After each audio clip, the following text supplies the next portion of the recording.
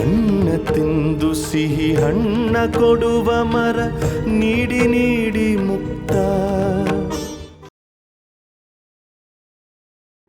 ಆಯ್ಕೆ ಮಾಡಿದ ಒಂದು 60 ಕಾನ್ಸ್ಟಿಟ್ಯೂನ್ಸ್ಗಳನ್ನ ನಾವು ಗುರುತಿಸ್ಕೋಬೇಕು. ಅಲ್ಲಿ ಯಾವ್ಯಾವ ಕ್ಯಾಂಡಿಡೇಟ್ಗಳನ್ನ ಅವರು ಶಿವಕೃಷ್ಣ ದೇಸಾಯಿ ಅವರು ಹಾಕ್ತಾರೆ ಅಂತ ನೋಡಿ ಆಮೇಲೆ ನಮ್ಮ ಕ್ಯಾಂಡಿಡೇಟ್ಗಳನ್ನ ಅಲ್ಲಿ ಸೂಟಬಲ್ ಕ್ಯಾಂಡಿಡೇಟ್ಗಳನ್ನ ಹಾಕಬೇಕಾಗುತ್ತೆ. ಯಾಕೆಂದರೆ ಅವ್ರ ಕ್ಯಾಂಡಿಡೇಟ್ಗಳು ಹಾಕ್ತಾರಲ್ಲ ಸರ್, ಅವರ ಏನ್ರಿ ಸರ್, ಶಿವಕೃಷ್ಣ ದೇಸಾಯಿ ಪಕ್ಷದ ಮಾಜಿ ಮಂತ್ರಿ ರವಿ ಪ್ರಸಾದ್ ಶಿವಕಾಡ್ ಅವರಿದ್ದಲ್ಲ ಸರ್, ಅವ್ರ ಮಗ ಸುದರ್ಶನ್ ಶಿವಕಾಡ್ ಅವರು ಬಂದಿದ್ದಾರೆ. ನಿನ್ನೆ ಅಪಾಯಿಂಟ್ಮೆಂಟ್ ತೊಗೊಂಡಿದ್ರು ಸರ್.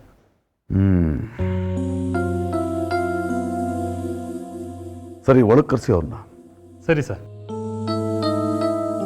ಸರ್, ಆ ಕುಸುಮಾ ದೇಶಪಾಂಡೆ ಅನ್ನೋ ಟೀಚರ್ಗೆ ಮದುವೆ ಆಗ್ತೀನಿ ಅಂತ ಪ್ರಾಮಿಸ್ ಮಾಡಿ ಮೋಸ ಮಾಡಿದ್ದಾರೆ ಅಂತ ಒಂದು ಸ್ಕ್ಯಾಂಡಲ್ ಫೇಸ್ ಮಾಡ್ತಿದ್ದಾರಲ್ಲ, ಅದೇ ಸುದರ್ಶನ್ ಶಿವಕಾಡಿ ಇರ್ಬೇಕು ಸರ್, ಅಲ್ವಾ?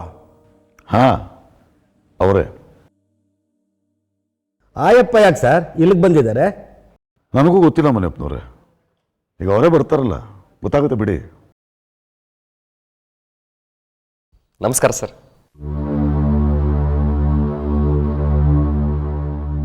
ನಮಸ್ಕಾರ ಸುದರ್ಶನ್ ಶಿವಕಾಡ್ ಅವ್ರೆ, ಕೂತ್ಕೊಡಿ. Thank you sir. ಏನು ವಿರೋಧ ಪಕ್ಷದವರು ನಮ್ಮನೆವರೆಗೂ ಬಂದಿದ್ದು? ಸರ್, ನಿಮ್ಮ ಬಗ್ಗೆ ನನಗೆ ತುಂಬ ಗೌರವ ಇದೆ. ಇನ್ಫ್ಯಾಕ್ಟ್ ನನ್ನ ರಾಜಕೀಯ ಜೀವನದ ರೋಲ್ ಮಾಡೆಲ್ ನೀವು. ಸಂತೋಷ ಆಯಿತು ನಿಮ್ಮ ಈ ಮಾತನ್ನು ಕೇಳಿ. ಥ್ಯಾಂಕ್ಸ್. ಸುದರ್ಶನ್ ಶಿವಕಾಡ್ ಅವರೇ, ನೀವು ಸಿದ್ಧಾರ್ಥಪುರದಿಂದ ಅಸೆಂಬ್ಲಿ ಎಲೆಕ್ಷನ್ಗೆ ನಿಲ್ತೀರಾ ಅಂತ ರೂಮರ್ಸ್ ಇತ್ತು. ಆದರೆ ಈಗ ಪತ್ರಿಕೆಗಳಲ್ಲಿ, ಮಾಧ್ಯಮಗಳಲ್ಲಿ ನಿವೇದಿತಾ ದೇವಸಾಗರ ಅವ್ರಿಗೆ ಅಲ್ಲಿಂದ ಟಿಕೆಟ್ ಕೊಡ್ತಾರೆ ಅಂತ ಸುದ್ದಿ ಬಂದಿದೆಯಲ್ಲ? ನಿಜ ಸರ್. ಮೊದಲು ಸಿದ್ಧಾರ್ಥಪುರ ಕ್ಷೇತ್ರದಿಂದ ಶಿವಕೃಷ್ಣ ದೇಸಾಯಿ ಅವರ ಪಕ್ಷದಿಂದ ನನಗೆ ಟಿಕೆಟ್ ಕೊಡಬೇಕು ಅಂತ ಮಾತಾಗಿತ್ತು. ಆದರೆ ಯಾವುದೋ ಒಂದು ಸಣ್ಣ ಸಮಸ್ಯೆ ಆಗಿಬಿಡ್ತು ಸರ್. ಹಾಗಾಗಿ ನಿವೇದಿತಾ ಅವ್ರಿಗೆ ಸಿದ್ಧಾರ್ಥಪುರ ಕ್ಷೇತ್ರದಿಂದ ಟಿಕೆಟ್ ಕೊಡಬೇಕು ಅಂತ ನಿರ್ಧಾರ ಮಾಡಿದ್ದಾರೆ. ಸರ್, ನಾನೀಗ ರಾಜಕೀಯವಾಗಿ ಒಂದು ಮಹತ್ತರವಾದ ನಿರ್ಧಾರ ತಗೋಬೇಕು ಅಂತಿದ್ದೀನಿ. ಯಾವ ನಿರ್ಧಾರ? ಸರ್, ನಾನು ಪಕ್ಷವನ್ನು ಬದಲಾಯಿಸಬೇಕು ಅಂತಿದ್ದೀನಿ. ಯಾಕೆ? ಯಾವ ಪಕ್ಷ ಸೇರಬೇಕು ಅಂತ ಇದ್ದೀರಾ?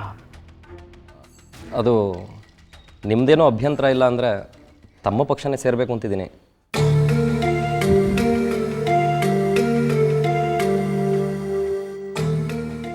ಶಿವಕೃಷ್ಣ ದೇಸಾಯಿ ಅವರ ಪಕ್ಷವನ್ನು ಬಿಟ್ಟು ನಮ್ಮ ಪಕ್ಷ ಸೇರ್ಕೊಳ್ತಾ ಇದ್ದೀರಾ? ಅಲ್ಲ, ಬರೋ ಎಲೆಕ್ಷನ್ನಲ್ಲಿ ಶಿವಕೃಷ್ಣ ದೇಸಾಯಿ ಅವರ ಪಕ್ಷವೇ ಗೆಲ್ಲುತ್ತೆ ಅಂತ ಎಲ್ಲರೂ ಮಾತಾಡ್ಕೊಳ್ತಾ ಇದ್ದಾರೆ. ಅಂಥದ್ರಲ್ಲಿ ಗೆಲ್ಲೋ ಪಕ್ಷ ಬಿಟ್ಬಿಟ್ಟು ಸೋಲೋ ಪಕ್ಷ ಸೇರ್ಕೊಳ್ತಾ ಇದ್ದೀರಾ? ಸರ್, ಆ ಕಡೆ ಇರೋ ಕೆಲವು ಜನನ ನಿಮ್ಮ ಪಕ್ಷ ಕರ್ಕೊಬಂದರೆ ನಿಮ್ಮ ಪಕ್ಷ ಸ್ಟ್ರಾಂಗ್ ಆಗುತ್ತೆ. ಆಗ ಗೆಲ್ಲೋ ಪಕ್ಷ ನಿಮ್ಮದಾಗುತ್ತೆ, ಸೋಲೋ ಪಕ್ಷ ಶಿವಕೃಷ್ಣ ದೇಸಾಯಿ ಅವರದಾಗುತ್ತೆ. ಸರ್, ನೀವು ಅದ್ರ ಬಗ್ಗೆ ಯೋಚನೆ ಮಾಡಬೇಡಿ, ನಾನಿದ್ದೀನಿ. ಸರ್, ನಮ್ಮ ಕಮ್ಯುನಿಟಿ ವೋಟ್ಗಳು ರಾಜ್ಯದಲ್ಲಿ 9% ಇದೆ. ಅದರಲ್ಲಿ ಹೆಚ್ಚಿನವರು ನನ್ನ ಮಾತು ಕೇಳ್ತಾರೆ. ಸರ್, ದಯವಿಟ್ಟು ನನ್ನನ್ನು ನಿಮ್ಮ ಪಕ್ಷಕ್ಕೆ ಸೇರಿಸ್ಕೊಂಡು ಯಾವುದಾದ್ರು ಒಂದು ಕ್ಷೇತ್ರದಿಂದ ನನಗೆ ಟಿಕೆಟ್ ಕೊಡಿ.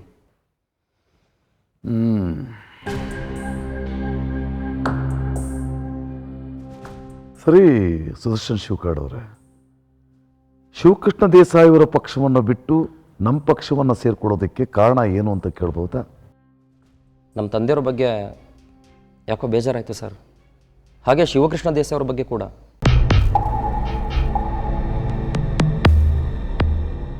ನೋಡಿ ಸುದರ್ಶನ್ ಶಿವಕಾಡ್ ಅವರೇ, ತಪ್ಪು ತಿಳ್ಕೊಬೇಡಿ. ನಿಮ್ಮ ಬಗ್ಗೆ ಒಂದು ರೂಮರ್ ಕೇಳಿದ್ದೆ.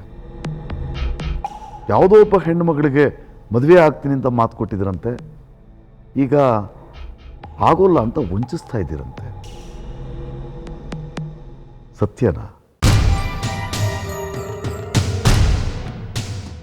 ಸರ್, ಇಲ್ಲ, ಅದು ಶುದ್ಧ ಸುಳ್ಳು.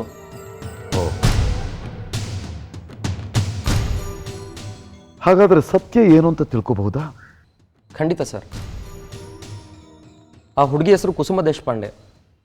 ನಾನು ನಡೆಸ್ತಾ ಇರೋ ಸ್ಕೂಲ್ನಲ್ಲಿ ಟೀಚರ್ ಆಗಿದ್ಲು.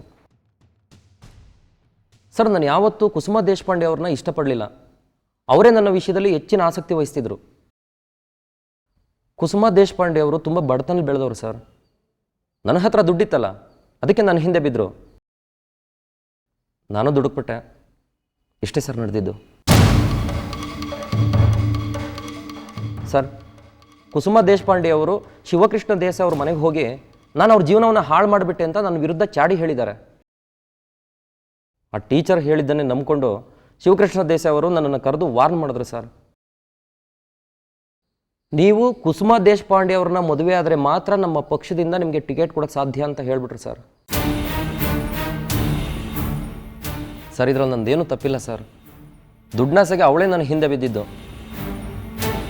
ಅಲ್ಲ ಸರ್, ಹಿಂದೆ ಬಿದ್ದ ಹೆಣ್ಮಕ್ಳನ್ನ ನನಗೆ ಕಟ್ಕೊಳಕ್ಕಾಗತ್ತಾ ಸರ್? ಮಾಡದೇ ಇರೋ ತಪ್ಪಿಗೆ ಅವರನ್ನು ಮದುವೆಯಾಗಿ ಜೀವನ ಪರ್ಯಂತ ಶಿಕ್ಷೆ ಅನುಭವಿಸೋಕ್ಕಾಗತ್ತಾ ಸರ್? ಅದಕ್ಕೆ ಸರ್, ಕುಸುಮ ದೇಶಪಾಂಡೆ ಅವ್ರನ್ನ ಮದುವೆ ಆಗೋಕ್ಕಾಗಲ್ಲ, ನಿಮ್ಮ ಪಕ್ಷದ ಸಹವಾಸನೆ ಬೇಡ ಅಂತ ಹೇಳಿ ಬಂದ್ಬಿಟ್ಟೆ ಸರ್. ಅಲ್ಲ, ನಿಮ್ಮ ತಂದೆಯವರು ಶಿವಕೃಷ್ಣ ದೇಸಾಯಿ ಅವರ ಪಕ್ಷಕ್ಕೋಸ್ಕರ ಎಷ್ಟೊಂದು ದುಡ್ತಿದ್ದಾರೆ. ಅವ್ರ ಮೇಲಿನ ಗೌರವಕ್ಕೋಸ್ಕರನಾದರೂ ಅವ್ರು ನಿಮ್ಮನ್ನು ಬಿಟ್ಕೊಡ್ಬಾರ್ದಾಗಿತ್ತು. ನಿಮ್ಮ ಫೇವರಾಗಿ ಮಾತಾಡಬೇಕಾಗಿತ್ತು ಅವರು. ಸರ್, ಶಿವಕೃಷ್ಣ ದೇಸಾಯಿ ಅವರಿಗೆ ಒಳ್ಳೆಯವರು ಅನ್ನೋ ಪಟ್ಟ ಮುಖ್ಯ. ಅದ್ರ ತಕ್ಕಂತೆ ನಮ್ಮ ತಂದೆಯವರು ಕೂಡ ತಾಳ ಹಾಕ್ತಿದ್ದಾರೆ.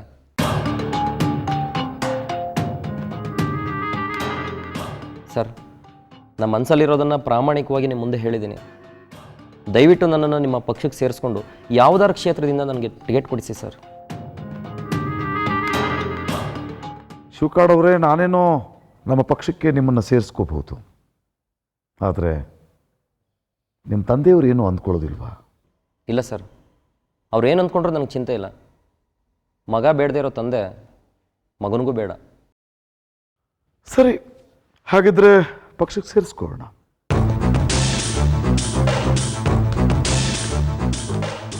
ಎಲ್ಲಿಂದ ನಿಲ್ಲಬೇಕು ಅಂತ ಇದ್ದೀರಾ? ಶಿವಕಾಡಿಂದಲೇ ನಿಲ್ತೀರಾ? ಬೇಡ ಸರ್, ಅಲ್ಲಿಂದ ನಮ್ಮ ತಂದೆಯವರು ನಿಂತ್ಕೋತಾ ಇದ್ದಾರೆ.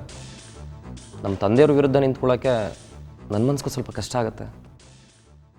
ಅದ್ರ ಪಕ್ಕದ ಯಾವುದೇ ಕ್ಷೇತ್ರದಿಂದ ನನಗೆ ಟಿಕೆಟ್ ಕೊಡಿಸಿ ಸರ್, ಪರವಾಗಿಲ್ಲ.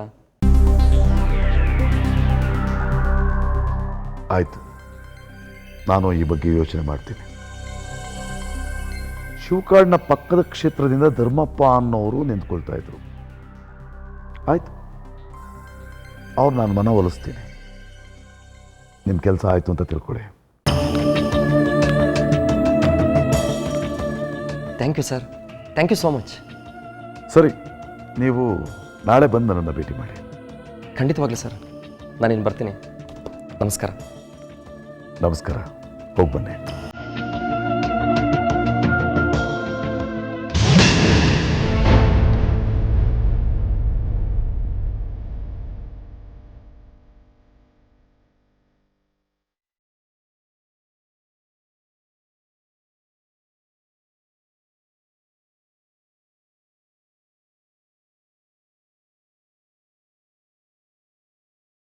ಕೂತ್ಕೊಬಿಟ್ಟೆ. ಅಪ್ಪ, ಇವಾಗ ಹೋದ್ರಲ್ಲ, ಅವರು ನಮ್ಮ ಮಾವನವ್ರ ಪಕ್ಷದ ಸುದರ್ಶನ್ ಶಿವಕಾಡ್ ಅವ್ರು ತಾನೆ? ಹೌದು, ಸುದರ್ಶನ್ ಶಿವಕಾಡ್ ಅವರೇ. ಆದರೆ ಈಗ ಅವರು ನಿಮ್ಮ ಮಾವನವ್ರ ಪಕ್ಷದವರಲ್ಲ, ನಮ್ಮ ಪಕ್ಷದವರು.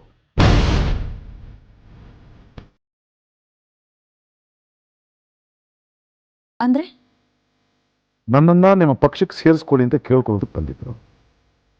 ಹೌದಾ? ನೀವೇನು ಹೇಳಿದ್ರಿ? ಆಯಿತು ಅಂತ ಹೇಳಿ ಕಳಿಸ್ದೆ. ಅಪ್ಪ, ನಿಮಗೆ ಅವ್ರ ಬಗ್ಗೆ ಪೂರ್ತಿಯಾಗಿ ಗೊತ್ತಿಲ್ಲ ಅಂತ ಅನಿಸುತ್ತೆ. ಅವರು ಒಂದು ಹಗರಣದಲ್ಲಿ ಸಿಕ್ಕಾಕೊಂಡಿದ್ದಾರೆ. ಗೊತ್ತು ನನಗೆ. ಕುಸುಮಾ ದೇಶಪಾಂಡೆ ಅನ್ನೋ ಒಬ್ಬ ಟೀಚರಿಗೆ ಮದುವೆ ಆಗ್ತೀನಿ ಅಂತ ಮಾತು ಕೊಟ್ಟಿದ್ರು, ಈಗ ಆಗಲ್ಲ ಅಂತ ಹೇಳ್ತಿದ್ದಾರೆ. ಅತ್ತಾನೆ? ಹೌದು. ಈ ವಿಚಾರ ನಿಮಗೆ ಗೊತ್ತಿದ್ರು ಅವ್ರನ್ನ ಪಕ್ಷಕ್ಕೆ ಸೇರಿಸ್ಕೋತಾ ಇದ್ದೀರಾ? ಯಾಕೆ ಸೇರಿಸ್ಕೋಬಾರ್ದ? ಅಪ್ಪ, ಒಂದು ಅಮಾಯಕ ಹೆಣ್ಣಿಗೆ ಅವರಿಂದ ಅನ್ಯಾಯ ಆಗಿದೆ.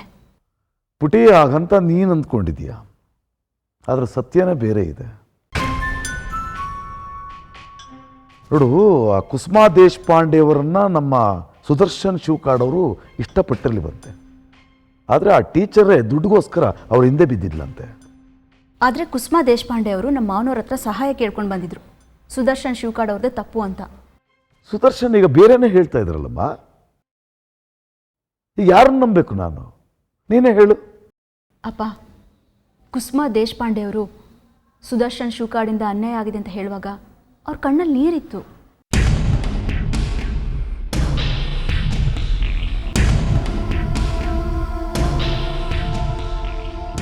ಪುಟಿ, ನೀನು ತುಂಬ ಮುಗ್ಧೆ.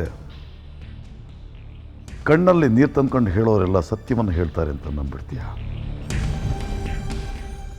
ನೋಡು ಪುಟಿ, ಈ ಕುಸುಮಾ ದೇಶಪಾಂಡೆ ಒಂದು ಜವಾಬ್ದಾರಿಯುತವಾಗಿರ್ತಕ್ಕಂಥ ಸ್ಥಾನದಲ್ಲಿರೋರು, ಮಕ್ಕಳಿಗೆ ಪಾಠ ಮಾಡೋ ಟೀಚರ್. ಅವರಿಗೆ ಬುದ್ಧಿ ಇರಬೇಕಾಗಿತ್ತಲ್ವಾ? ಸುದರ್ಶನ್ ಶಿವಕಾಡ್ ಅವರು ಅವ್ರನ್ನ ಮದುವೆ ಆಗ್ತೀನಿ ಅಂತ ಹೇಳಿದ್ರೆ ಮದುವೆ ಆಗೋವರೆಗೂ ಭಾವನಾತ್ಮಕವಾಗಿರ್ತಕ್ಕಂಥ ಸಲಿಗೆನ ಇಟ್ಕೋಬೇಕಾಗಿತ್ತು. ಅದಕ್ಕಿಂತ ಜಾಸ್ತಿ ಯಾಕೆ ಮುಂದುವರಿಬೇಕಾಗಿತ್ತು?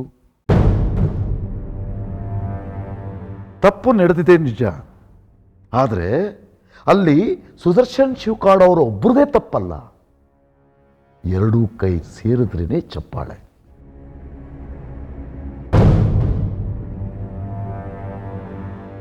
ಅಲ್ಲ, ಇಲ್ಲಿ ಅವ್ರದ್ದು ಸರಿ ಇವ್ರದ್ದು ತಪ್ಪು ಅನ್ನೋ ತರ್ಕಕ್ಕೆ ನಾವ್ಯಾಕೆ ನಿಂತ್ಕೋಬೇಕು ಬಿಟ್ಟು? ಇಲ್ಲಿ ನಮ್ಮ ಪಕ್ಷದ ಭವಿಷ್ಯ ಮುಖ್ಯ. ಸುದರ್ಶನ್ ಶಿವಕಾಡ್ರವರ ಕಮ್ಯುನಿಟಿಯವರು ನಮ್ಮ ರಾಜ್ಯದಲ್ಲಿ 9% ಜನ ಇದ್ದಾರೆ. ಇವ್ರ ತಂದೆ ರವಿಪ್ರಸಾದ್ ಶಿವಕಾಡ್ರವರು ಶಿವಕೃಷ್ಣ ದೇಸಾಯಿ ಅವರ ಪಕ್ಷದಲ್ಲಿದ್ದರೂ ಸಹ ಅವರ ಕಮ್ಯುನಿಟಿಯ ಹೆಚ್ಚಿನ ಜನ ಸುದರ್ಶನ್ ರವರ ಮಾತನ್ನೇ ಕೇಳ್ತಾರೆ. ಅವರು ನಮ್ಮ ಪಾರ್ಟಿಗೆ ಸೇರಿಸ್ಕೊಂಡ್ರೆ ನಮ್ಮ ಪಾರ್ಟಿಗೆ ಬಲ ಬರುತ್ತೆ. ಮನಸ್ಸಿಂದ ಯೋಚನೆ ಮಾಡದೆ ಬುದ್ಧಿಯಿಂದ ಯೋಚನೆ ಮಾಡಬೇಕು ಪುಟ್ಟಿ ಈ ವಿಚಾರದಲ್ಲಿ.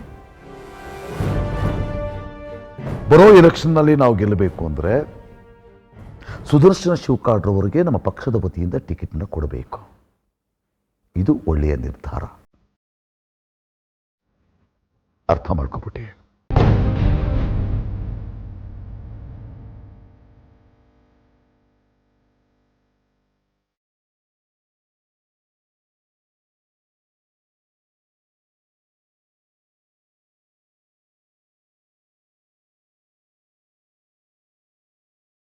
ಸರ್ ಬ್ಯುಸಿ ಇದ್ದಾರೆ ಅಂತ ಹೇಳಿದ್ನಲ್ಲ ಸರ್, ಯಾರ ಜೊತೆನೋ ಫೋನಲ್ಲಿ ಮುಖ್ಯವಾದ ವಿಷಯ ಮಾತಾಡ್ತಾ ಇದ್ದಾರೆ.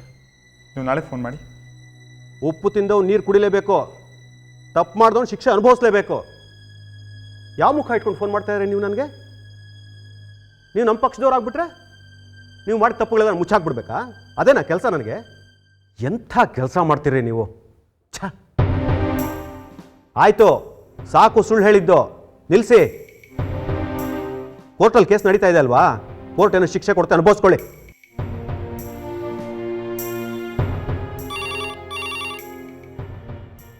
ಹಲೋ, ಹಾಂ ಮೇಡಮ್, ಒಂದು ನಿಮಿಷ.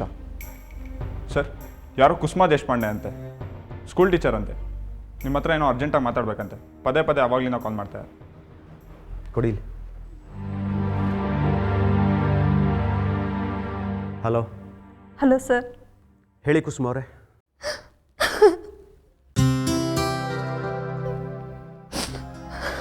ಕುಸುಮ ಅವರೇ, ಯಾಕೆ ಅಳ್ತಾ ಇದ್ದೀರಿ? ಸಮಾಧಾನ ಮಾಡ್ಕೊಳ್ಳಿ. ಏನಾಯ್ತು ಹೇಳಿ? ಸರ್, ನನಗೆ ಭಯ ಆಗ್ತಿದೆ ಸರ್. ಯಾಕೆ ಹೀಗೆ ಅಳ್ತಾ ಇದ್ದೀರಿ? ದಯವಿಟ್ಟು ಭಯ ಪಡಬೇಡಿ. ಭಯ ಪಡೋಂಥದ್ದು ಏನಾಯ್ತು ಹೇಳಿ? ಸರ್, ಮೊನ್ನೆ ನಿಮ್ಮ ಮನೇಲಿ ಸುದರ್ಶನ್ ಶಿವಕಾಡು ಗಲಾಟೆ ಮಾಡ್ಕೊಂಡು ಹೋದ್ರಲ್ಲ, ನಿನ್ನೆ ರಾತ್ರಿ ನಮ್ಮನೆ ಹತ್ರ ಬಂದಿದ್ರು. ಮನೆ ಹತ್ರ ಬಂದಿದ್ರಾ? ಯಾಕೆ? ಗಲಾಟೆ ಮಾಡೋದಕ್ಕೆ ಸರ್. ನನ್ನ ವಿರುದ್ಧ ಹೋಗಿ ಶಿವಕೃಷ್ಣ ದೇಸಾಯಿ ಅವ್ರ ಹತ್ರ ಕಂಪ್ಲೇಂಟ್ ಮಾಡಿದ್ಯಲ್ಲ, ಕಂಪ್ಲೇಂಟ್ ಮಾಡಿ ಏನು ಸಾಧನೆ ಮಾಡಿದೆ, ಏನು ಮಾಡಿಕೊಂಡ್ರು ಆ ನೀನು ಶಿವಕೃಷ್ಣ ದೇಸಾಯಿ ಅವರು ಅಂತೆಲ್ಲ ಕೇಳಿದ್ರು ಸರ್. ಅಷ್ಟೇ ಅಲ್ಲದೆ ಅವಾಚ್ಯ ಶಬ್ದಗಳಿಂದ ಬೈದರು, ಅಸಭ್ಯವಾಗಿ ನಡ್ಕೊಂಡ್ರು, ನಮ್ಮ ಅಪ್ಪ ಅಮ್ಮನ ಬಗ್ಗೆನೂ ಕೆಟ್ಟದಾಗಿ ಮಾತಾಡಿದ್ರು. ನನಗೆ ಕೋಪ ಬಂತು ಸರ್. ಅದಕ್ಕೆ ಇವತ್ತು ಬೆಳಿಗ್ಗೆ ಸೀದಾ ಅವ್ರ ಮನೆಗೆ ಹೋಗಿ ನೀನು ನನ್ನ ಮದುವೆ ಆಗೋವರೆಗೂ ಇಲ್ಲಿಂದ ಕದಲಲ್ಲ ಅಂತ ಹೇಳಿ ಗಲಾಟೆ ಮಾಡಿ ಕೂತ್ಬಿಟ್ಟೆ. ಅಲ್ಲಿದ್ದ ಅವ್ರ ಫ್ರೆಂಡ್ಸು ರಿಲೇಟಿವ್ಸು ಸುತ್ತಮುತ್ತಲ ಇರೋರು ಎಲ್ರೂ ನನಗೆ ಸಮಾಧಾನ ಮಾಡಿದ್ರು. ನೀವೀಗ ಹೋಗಿಮ್ಮ, ನಾವು ಅವನ ಜೊತೆ ಮಾತಾಡ್ತೀವಿ, ನಿನ್ನ ಜೊತೆನೇ ಮದುವೆನೂ ಮಾಡಿಸ್ತೀವಿ ಅಂತ ಹೇಳಿದ್ರು. ನಾನು ಸರಿ ಅಂತ ಬಂದ್ಬಿಟ್ಟೆ. ಈಗ ಸ್ವಲ್ಪ ಹೊತ್ತಿಗೆ ಮುಂಚೆ ನಮ್ಮ ಮನೆ ಹತ್ರ ಪೊಲೀಸ್ನವ್ರು ಬಂದಿದ್ದರು. ನಿಮಗೂ ಸುದರ್ಶನ್ ಶೂಕಾಡ್ ಅವ್ರಿಗೂ ಏನೂ ಸಂಬಂಧ ಇಲ್ಲ ಅಂತ ಸ್ಟ್ಯಾಂಪ್ ಪೇಪರ್ ಮೇಲೆ ಬರ್ಕೊಡಿ, ಇಲ್ಲ ಅಂದರೆ ಸ್ಕೂಲ್ ಹಣನ ನೀವು ಮಿಸ್ಯೂಸ್ ಮಾಡ್ಕೊಂಡಿದ್ದೀರಾ ಅಂತ ಹೇಳಿ ನಿಮ್ಮ ಮೇಲೆ ಕೇಸ್ ಹಾಕಬೇಕಾಗತ್ತೆ ಅಂತ ಹೇಳಿದ್ರು. ನಾನು ನಾಳೆ ಬರ್ಕೊಡ್ತೀನಿ ಅಂತ ಹೇಳಿದೆ ಸರ್. ಈಗ ನಿಮಗೆ ಫೋನ್ ಮಾಡ್ತಾಯಿದ್ದೀನಿ. ನನಗೇನು ಮಾಡಬೇಕು ಅಂತ ಗೊತ್ತಾಗ್ತಾ ಇಲ್ಲ ಸರ್.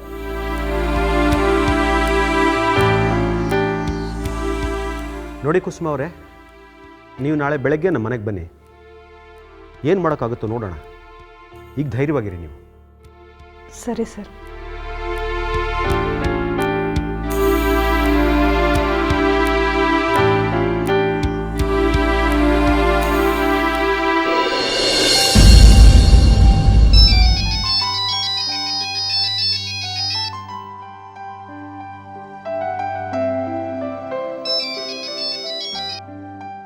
ಹಲೋ ಹಲೋ, ನಾನು ನಿರ್ಮಲಾ.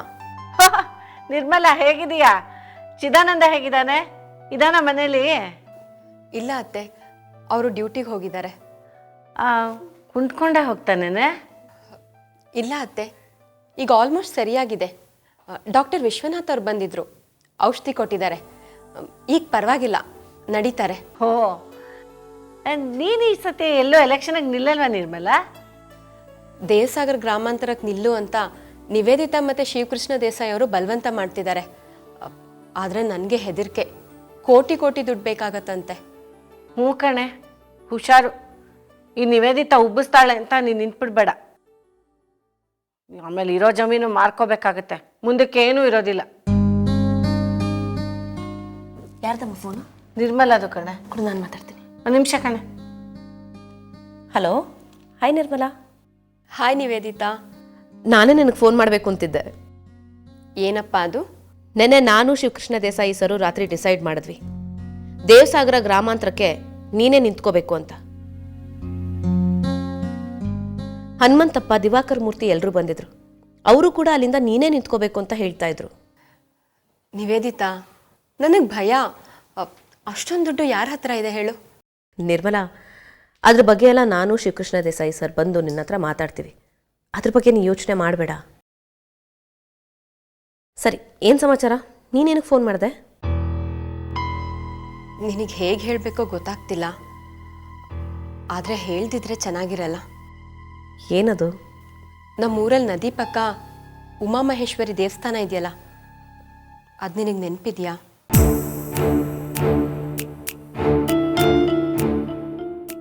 ನೆನಪಿಲ್ದೆ ಏನೇ, ದೇವಾನಂದವರು ನನಗೆ ಫಸ್ಟ್ ಪ್ರಪೋಸ್ ಮಾಡಿದ್ದು ಅಲ್ಲೇ. ಆ ನೀರಿನ ಮಧ್ಯ ಇದೆಯಲ್ಲ ಬಂಡೆ, ಅದ್ರ ಮೇಲೆ ಕೂತ್ಕೊಂಡು. ಅದೇ. ಈಗೇನಾಯ್ತು?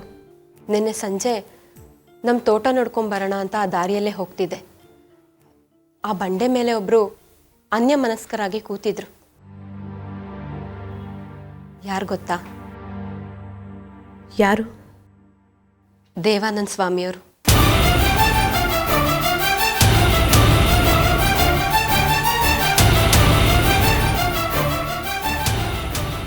ಹತ್ರ ಹೋಗಿ ನೋಡಿದೆ, ಅವ್ರ ಕಣ್ಣಲ್ಲಿ ನೀರಿತ್ತು. ನಾನು ಡಿಸ್ಟರ್ಬ್ ಮಾಡಬಾರ್ದು ಅಂದ್ಕೊಂಡೆ. ಅಷ್ಟರಲ್ಲಿ ಅವ್ರು ನನ್ನ ನೋಡಿಬಿಟ್ರು. ಬೆಳಿಗ್ಗೆಯಿಂದ ಅವರು ಅಲ್ಲೇ ಕೂತಿದ್ರಂತೆ. ನಿನ್ನೆ ಏನು ದಿನ ನೆನಪಿದ್ಯಾ? ನೆನಪಿದೆ. 2 ವರ್ಷದ ಹಿಂದೆ ದೇವಾನಂದವರು ನನಗೆ ಅಲ್ಲಿ ಪ್ರಪೋಸ್ ಮಾಡಿದ ದಿನ.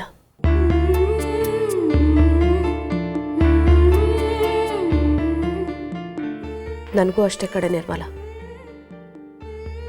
ನಿನ್ನೆ ಇಡೀ ದಿನ ಆ ಬಂಡೆ, ಆ ನದಿ, ದೇವ ನನಗೆ ಪ್ರಪೋಸ್ ಮಾಡಿದ್ದು ಇದೇ ನೆನಪಿಗೆ ಬರ್ತಾಯಿತ್ತು. ದೇವಾನಂದ್ ಅವರು ನಿನ್ನ ತುಂಬ ಹಚ್ಕೊಂಡಿದ್ದಾರೆ ನಿವೇದಿತಾ. ನಿಮ್ದೇನಾದ್ರು ಡಿವೋರ್ಸ್ ಆದರೆ ಅವ್ರು ಬದುಕೋದೇ ಕಷ್ಟ ಅನ್ಸತ್ತೆ.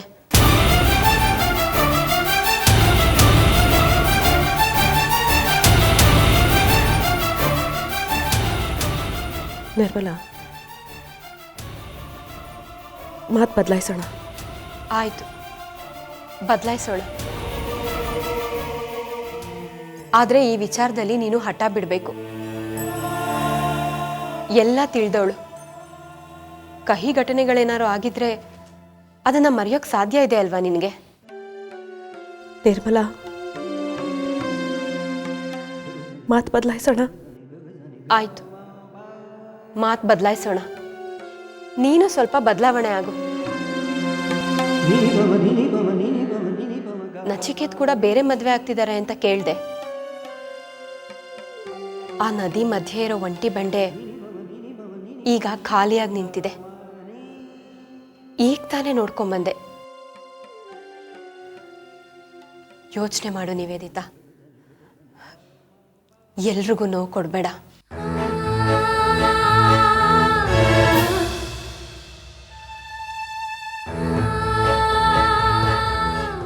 ನಿರ್ಮಲಾ, ಮಾತು ಬದಲಾಯಿಸೋಣ. ಬದಲಾಯಿಸೋಕ್ಕೆ ಇನ್ನೇನು ಉಳಿದಿಲ್ಲ. ಇಷ್ಟೇ ನಾನು ಹೇಳಬೇಕಾಗಿದ್ದಿದ್ದು. ಫೋನ್ ಇಡ್ತೀನಿ.